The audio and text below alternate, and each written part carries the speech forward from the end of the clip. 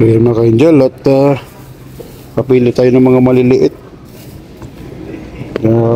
pagsigang tsaka pakbet natin sa sunod na mga araw. So okay, mga bagong lagay lang, so pwede na ito mga ka-angel. Mga sustansya po ang okra.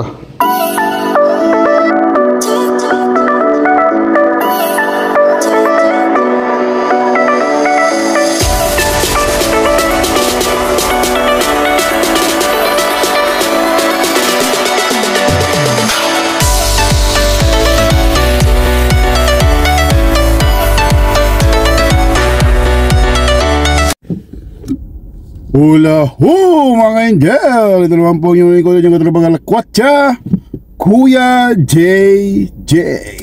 So mga ka-angel, at magandang araw po sa inyong lahat. At sana po nasa mabuti po kayong kalagayan ngayon at healthy. At drink more water mga ka-angel, kasi pa-summer na po para hindi po tayo ma-dehydrate. So ngayon po ay araw po ng Wednesday. At si Calgary, the temperature right now ay nasa 13-14 degrees po mga ka-angel. Medyo malamig.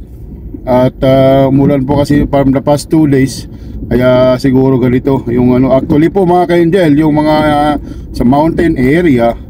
At mayroon po akong nakausap yesterday. At sabi niya galing po siya ng Port McMurray. Port McMurray is like a hamlet or just like a small kumbaga parang city na rin po kasi siya actually kung tutusin mo, kasi malaki siya pero tawag po yata niya sa lugar sa Port McMurray is a hamlet, like a smaller it's like parang village, kumbaga sitio kumbaga sa atin, pero dahil po sa laki po ng Canada ay parang city na rin po talaga siya. Kasi part po kasi siya ng if I'm not mistaken ay Wood Buffalo o yata yung kanyang county. Search po natin yan at i-post ko na lang po sa video. At yung Port McMurray mga ka-angel ay isa po siyang very important na lugar sa Alberta, because andyan po yung mga kumbaga minahan ng mga langis ng mga oil sa northern part po ng Alberta. At nag-grow po yan at lumalaki din po yung population dahil po sa oil industry po ng Alberta. At meron po tayong mga kababayan doon na nakatira na rin. At like I said, meron po akong na-meet one time na isang Pilipino, nag-work siya sa Port McMurray, but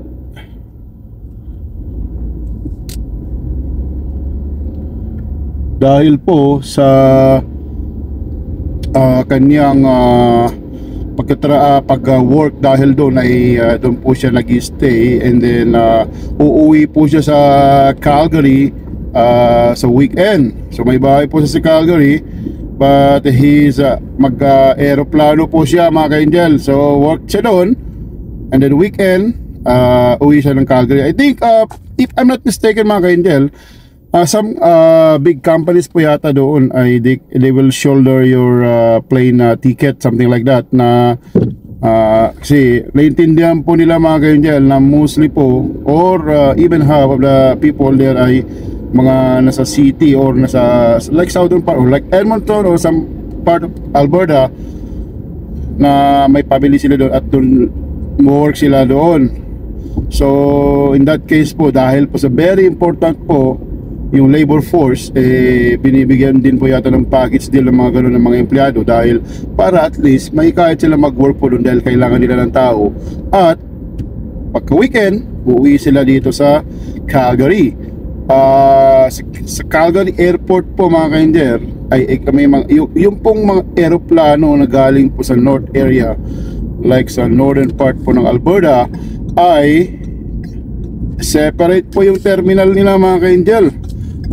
Hindi po lahat. I think yung Canadian North, isang major airline going to the northern part, ay iba po yung terminal niya mga ka-angel. Parang nasa parang south po ng airport area ng Calgary.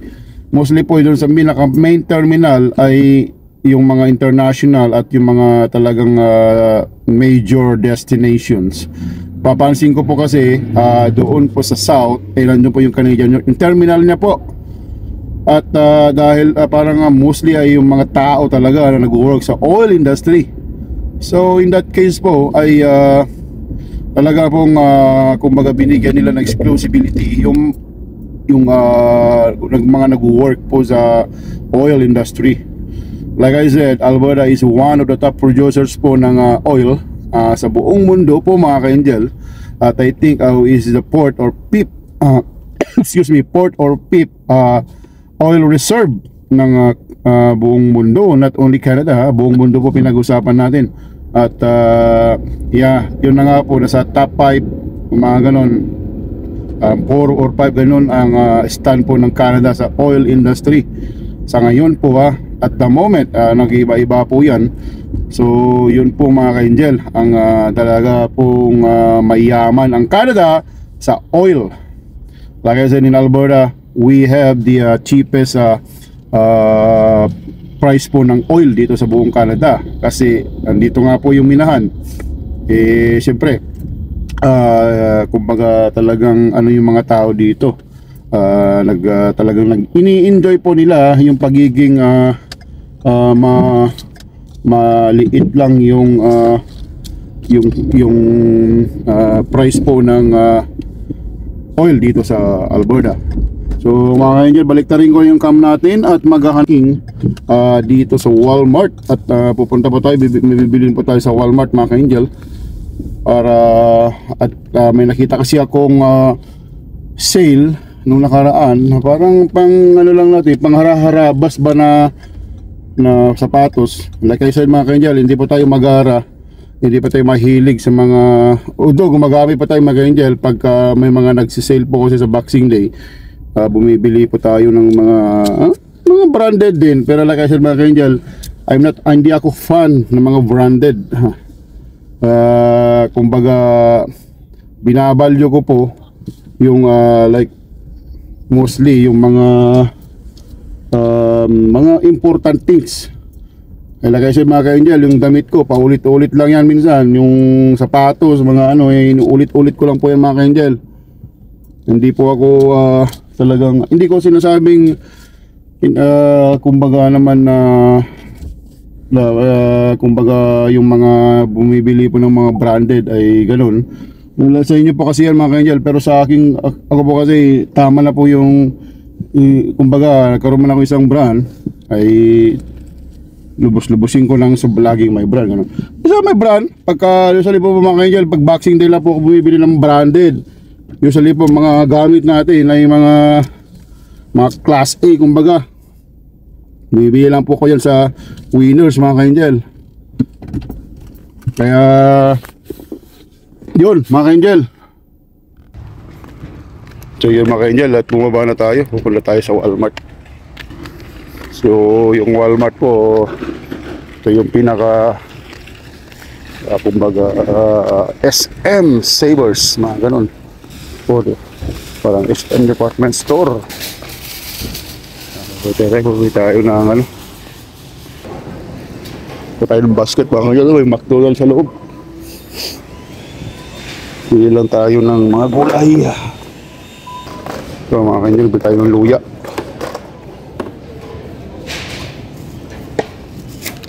So medyo malalaki po ang luya ngayon. Okay ito mga ka-angel, medyo mataba yung luya ngayon, hindi siya manipis. So kuha pa tayo para pang isa mga pakbet, mga pang natin, mga tinula. Pwede na po ito. Yan mga ka-angel, yan. Tapos bawang naman, mura din po yung bawang dito 3 piraso pwede na ito mga ka-angel, matagal-tagal na rin to. Ayan. Yan. Wala po tayo ng okra mga ka-angel. Baka meron dito.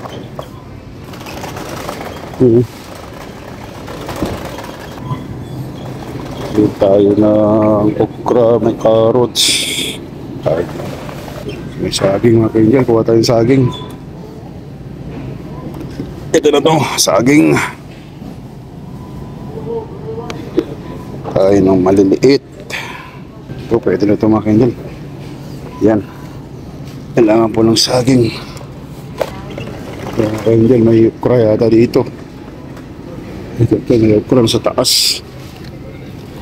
Ito para baka luma na ito. Bakit naman tayo ng okra dito? Baka pwede okra. Oh, pwede ito mga kaindel. May sitaw. Pwede ito. Pampakbit tsaka sinigang. Pwede na ito mga kaindel. Yan. Ba't tayo ng okra? Luma na yata yung mga okra nila mga kaindel. Balik tayo mamaya. Ito tayo ng okra na maganda.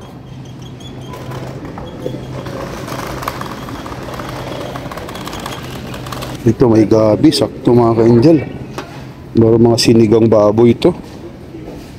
Pwede, kuha lang tayo ng medyo maliit kasi madali siyang mabulok. Yan mga ka-angel, yan. So pwede na ito. So 1.47 per pound. Oh, thank you sir. That's what I'm looking for. Ayos mga kaindel, ang bait. Napera na ko ng yung stuff. Yun, mga bago-bago lang. Panalo mga kaindel. Yan. Yan, sakto. Maganda itong mga okra na masustansya po itong okra. So yan mga ka-angel, at kapili tayo ng mga maliliit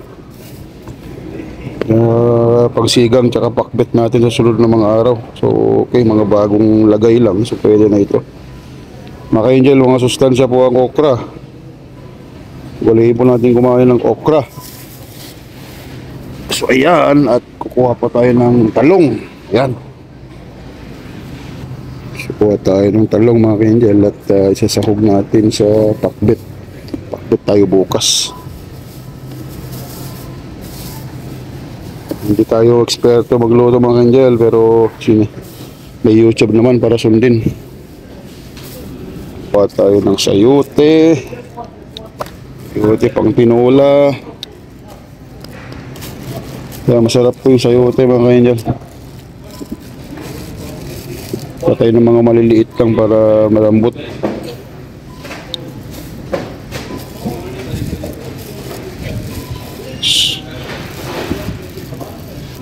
So, pwede na ito.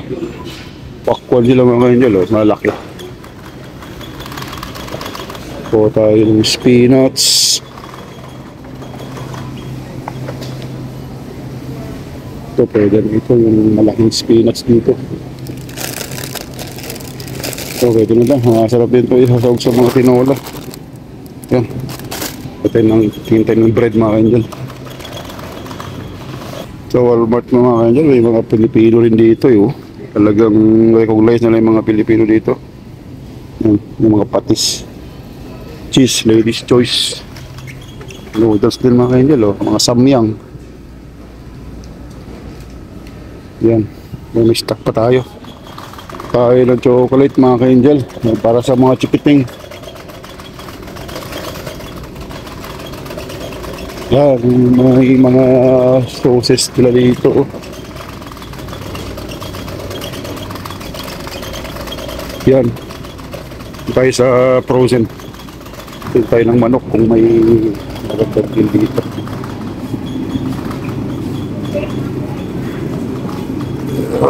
Ano may magandang deal na manok.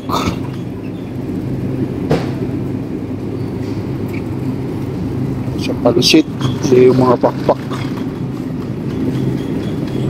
Walang magandang deal na manok na yan. So, susunod na lang siguro. Ito yung mga ka-angel, yung basa nakasale siya. Sarap po ito, maglalagay nyo lang ng garlic salt. Itong basa stick. Malalasa po siya. Garlic salt yung nilagay ko dito Tayo ng 6 ang laman mga ka-angel, kasi minsan may mga 6 din dito 3.98 lang siya mga kainggel. Ito, pwede nito, malalaki. So pwede na ito mga kainggel. Kuha natin isa kung may stock pa tayo. Lunggong din sila mga kainggel, oh. Pwede rin dito. Ito ano kaya? 4.97. So try natin to.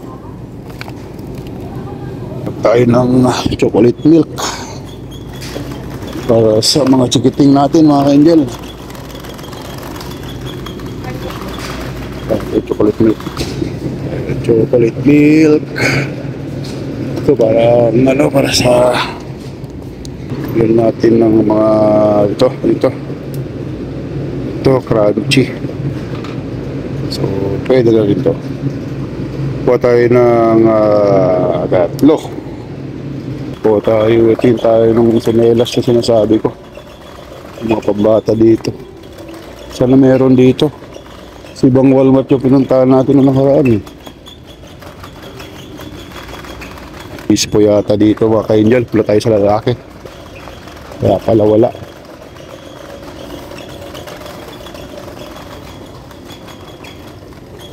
So lapin natin. Sana meron dito.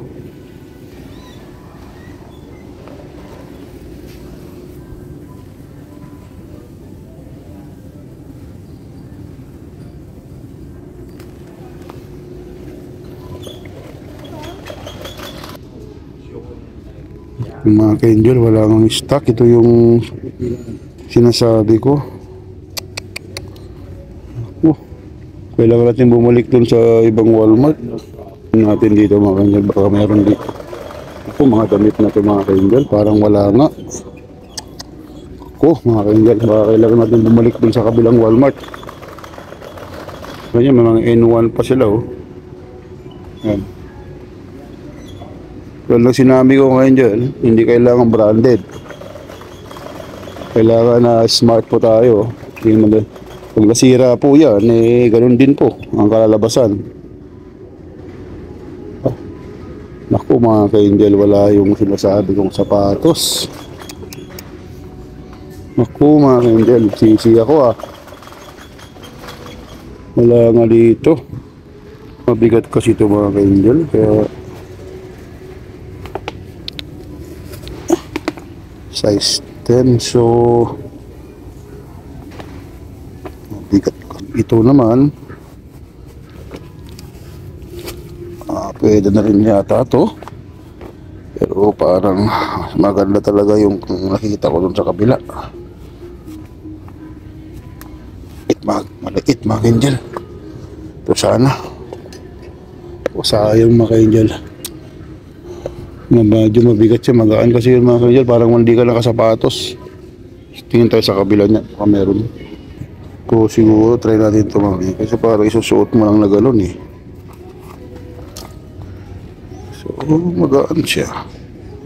Pwede lang siguro ito.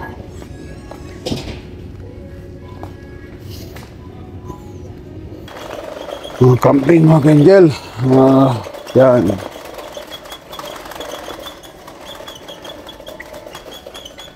Yan, mga gamitan sa camping. Tingin tayo kung may magandang deal dito.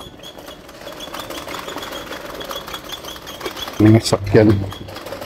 Tingin tayo kung may magandang deal dito. Mga panglinis. Magbayad na tayo mga kainggel. Kasi may ano pa tayo ngayon. May klase pa tayo ngayon. Bayad na tayo ngayon. Klase tayo ng road na naman, so kayo natin umuwi na. Magbayad na tayo mga kainggel.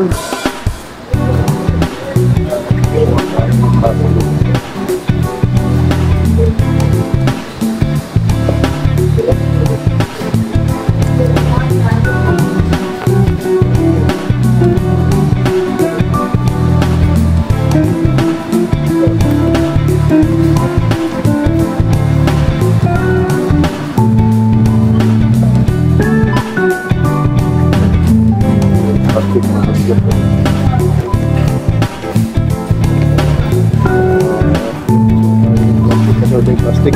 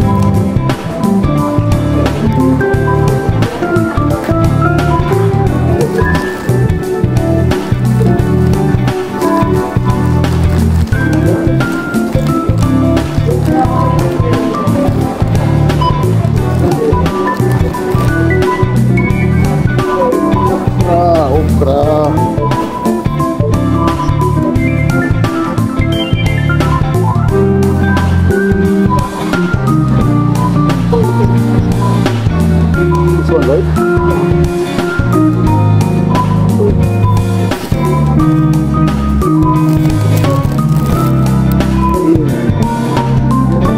Narurot.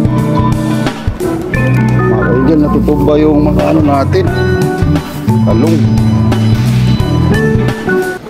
Banana, yan. Yan mga ka-angel, yan, banana. Sukuan natin yung sitaw. Okay. Yung luya. Ginger root mga ka-angel.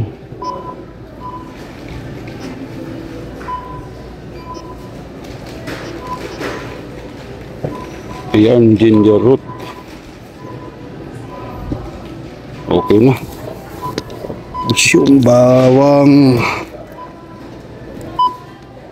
Ayan, pumasok siya. So, ito yung sayote. So, magbabayad na tayo mga ka-angel. Pay. And then, yes. Not interested. And then, print only. Okay, pwede natin itap lang ito mga ka-angel. Yan. Mabilis mga ka-angel, di ba? Itatap mo lang. So meron tayong ano pala mga ka-angel, oh, yan oh. So meron tayong points, so pwede magamit. Nakto. Panalo. Ayan. High-tech. So mga ka-angel, punta na tayo sa car. Yan. Yan yung police, o yung police car F-150. Yan, ganyan po yung mga police nila. Police car na isa. Yan mga ka-angel, at babalik na tayo sa car.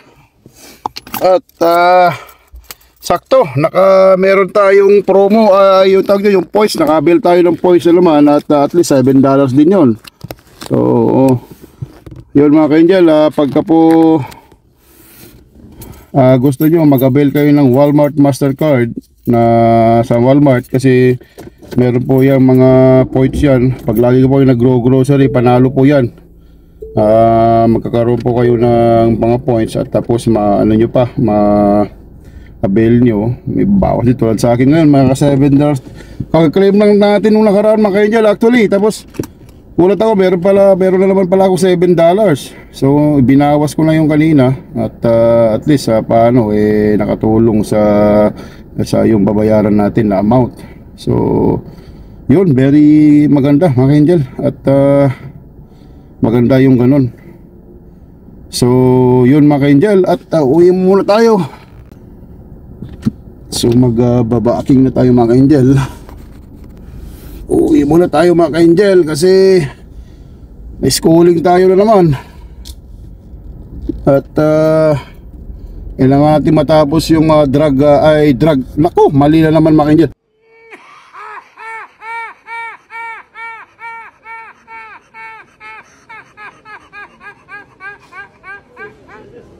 Truck driving mga ka-angel, hindi po drug mga ka-angel ha.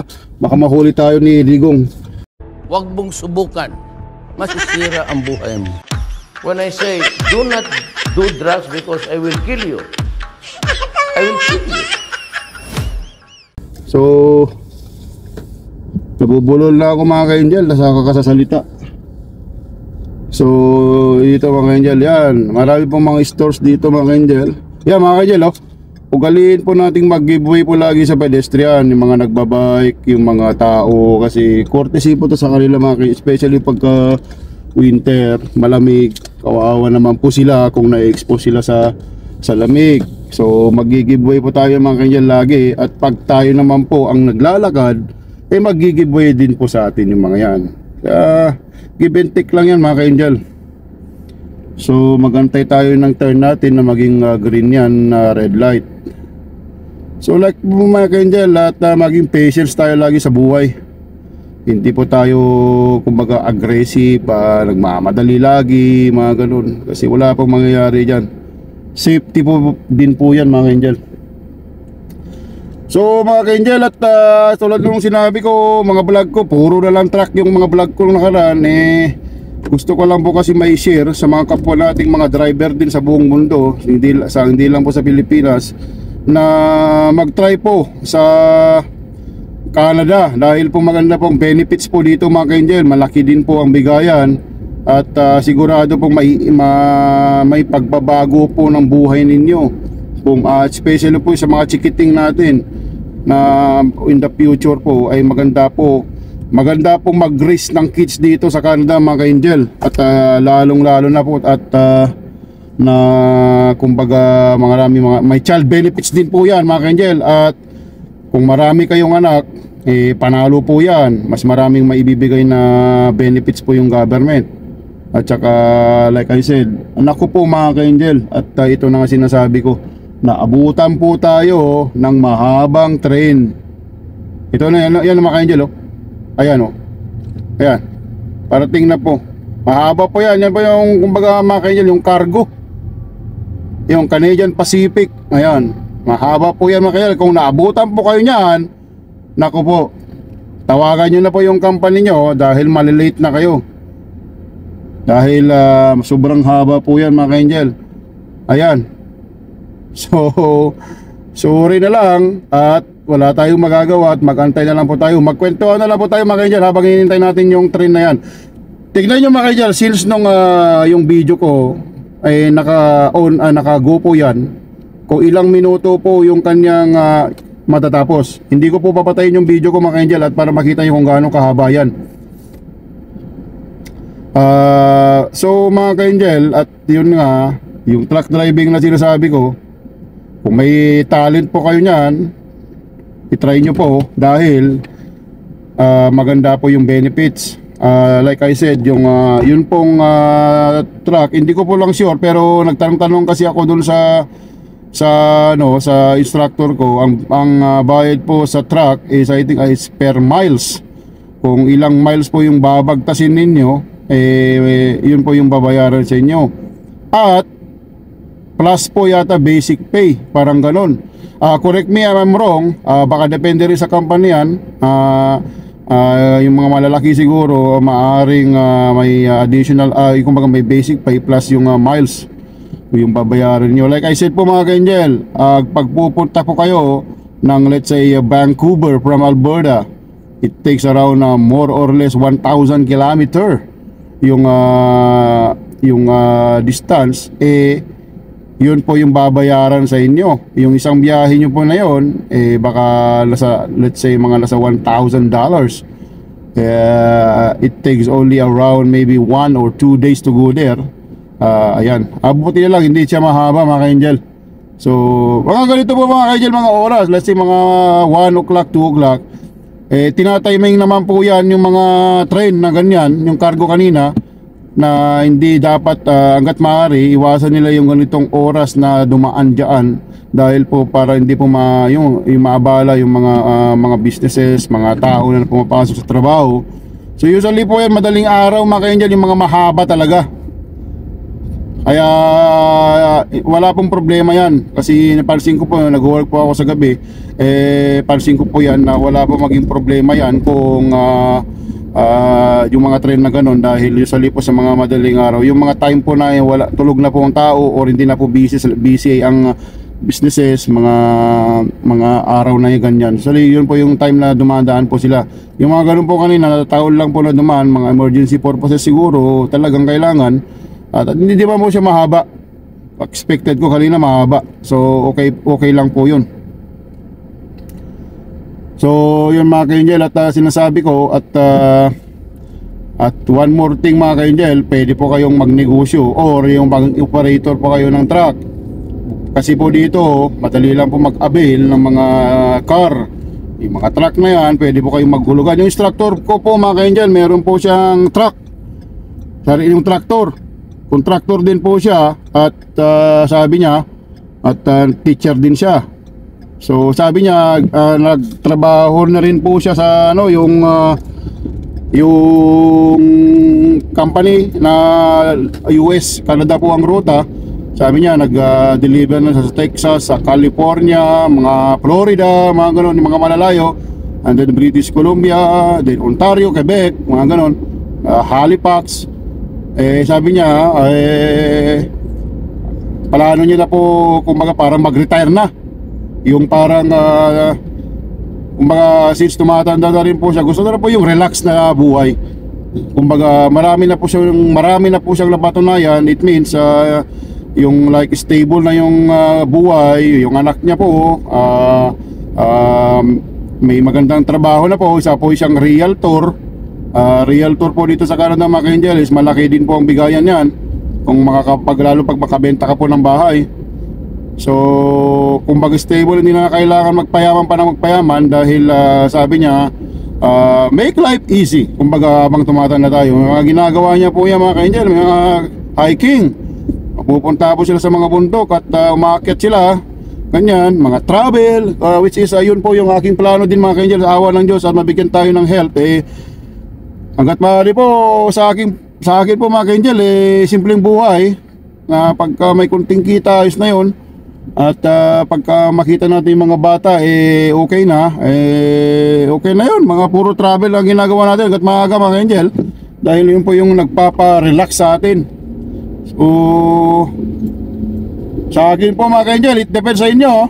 Depende rin po sa tao. Hanggat maaari, kung pwede nga lang, mga ka-angel, gusto ko na mag-retire. At yung atupagin na lang natin, kunting mga business na lang, ganyan, siguro, mga kunting pagkakitaan.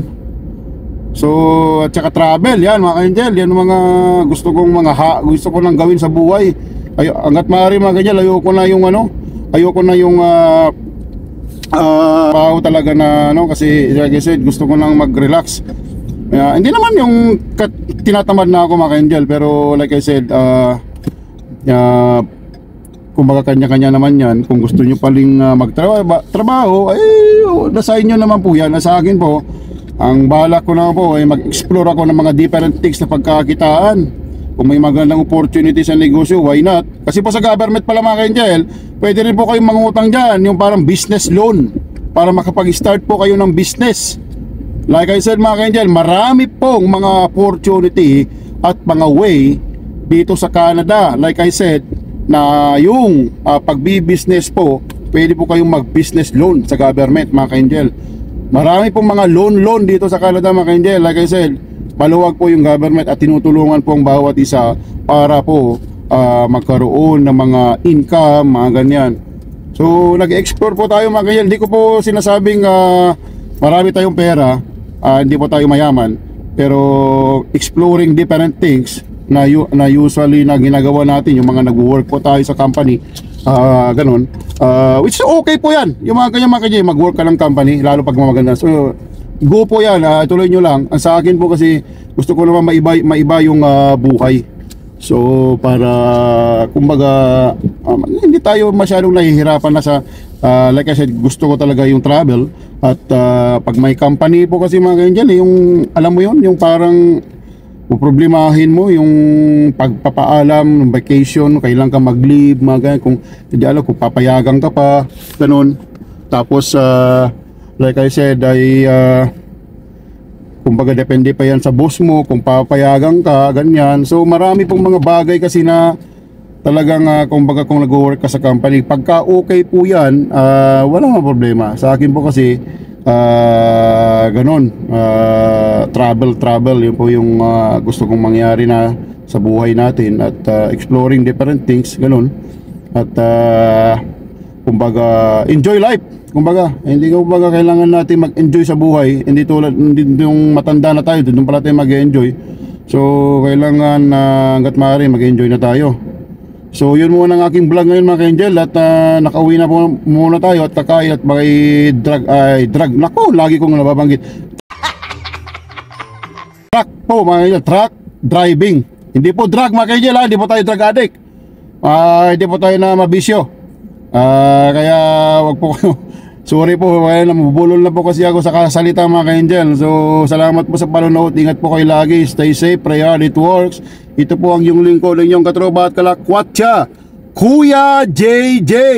thank you very much po at don't forget to subscribe to my channel, Discovery Angel, para tuloy-tuloy po ang paglalakwat siya natin. Ingat po kayo lagi at may God bless you always, mga ka-angel. Sana po magkita-kita po tayo in the future. God bless.